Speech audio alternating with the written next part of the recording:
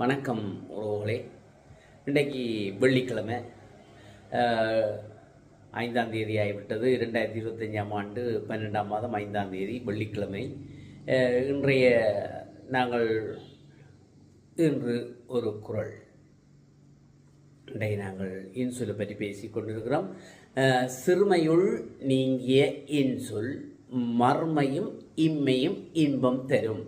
சிறுமையுள் நீங்கிய இன்சொல் மறுமையும் இம்மையும் இன்பம் தரும் என்று சொல்லப்படுது. அதாவது சிறுமைத்தனமற்ற அந்த இனிய சொற்களுக்கு அவன் வாழும் போதும் அல்லது வாழ்ந்து மறைந்த பிறகும், ஒருவன் மனிதன் வாழுகின்ற போதும் அல்லது வாழ்ந்து மறைந்த பிறகும் அந்த புகழை தரக்கூடியதாக இருக்கிறது அந்த இன்சொற்கள். சிறுமையுள் நீங்கிய இன்சொல் மறுமையும் இம்மையும் இன்பம் தரும்.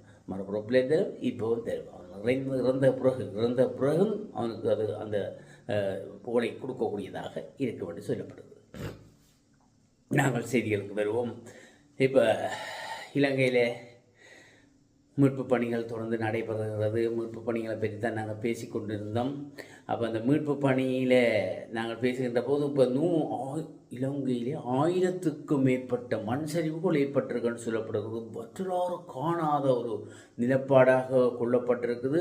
மண் சரிவுகள் 1 2 அல்ல, 1000க்கு மேற்பட்ட மண் சரிவுகள் அங்கங்கு நடக்கப்பட்டிருப்பதாக தெரிவிக்கப்பட்டிருக்கிறது. நேற்றைய வரையிலேயும் 481 பேர் பலியாகி இருப்பதாக தெரிவிக்கப்படுகிறது. 345 பேர் காணாமல் போனதாக தெரிவிக்கப்படுகிறது. இன்னும் தேடுதல் நடவடிக்கைகள் நடந்து கொண்டிருக்குது.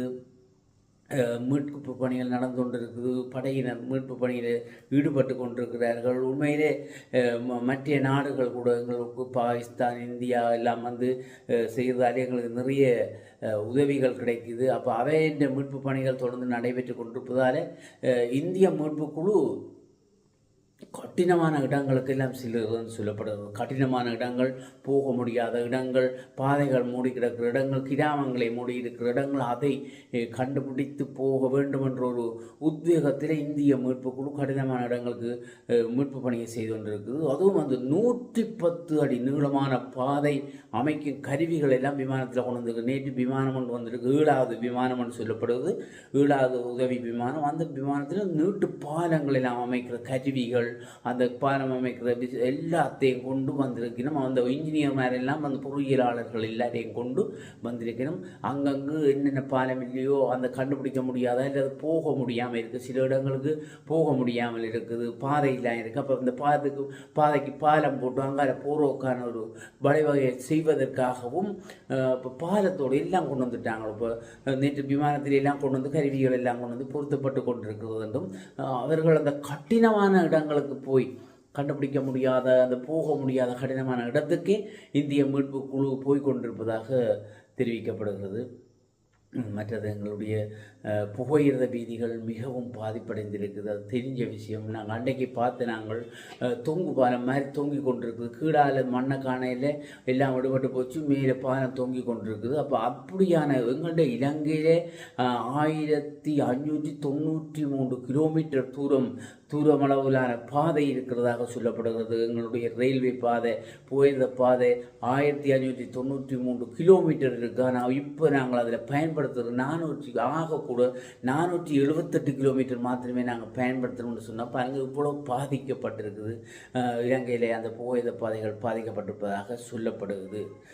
மற்றது எங்களுடைய நாட்டில் 1289 வீடுகள் முழுதாக சேதமடைந்திருப்பதாக எல்லா மாவட்டங்களையும் நாங்கள் கணக்கின்ற போது உண்மையில தெரியும் எங்களுக்கு. இங்கே ஆங்கார் பக்கம் கண்டி மாவட்டங்கள், பதுளை மாவட்டங்கள், கொத்மலை போன்ற இடங்கள் எல்லாம் கூடுதலாக பாதிக்கப்பட்டது. முழுமையாக நாங்கள் கணக்கெடுக்கின்ற போது 1289 வீடுகள் முற்றாக சேதமடைந்து காணாமல் போயிருக்கிறது. அது கிடந்த இடமே தெரியல. எங்கே கிடக்குது, வீடுல கிடந்ததோ, வடிவேலு கிணத்தை தேடுற மாதிரி வீடு கிடக்குதா என்ற வீட்டை காண இல்லை என்ற அளவுக்கு முற்றாக சேதமடைந்திருப்பதாக தெரிவிக்கப்படுகிறது.